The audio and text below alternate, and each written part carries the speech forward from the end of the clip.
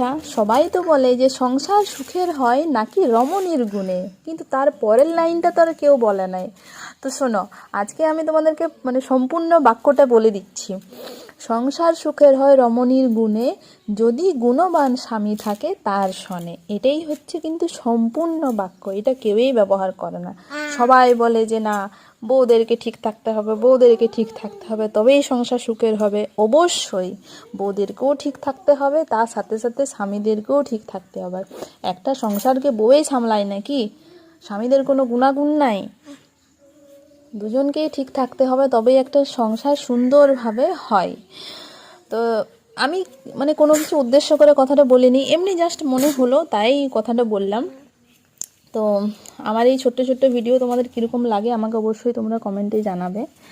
তো এই দেখো, আমি এখন সবজি কাটতে বসেছি, এরপরে রান্নাবান্না বসাবো। আজকে যেহেতু নিরামিষ আর কি হবে, তো ওই জন্য 5 মিশালি ঝাল হবে। চলো, টাটা।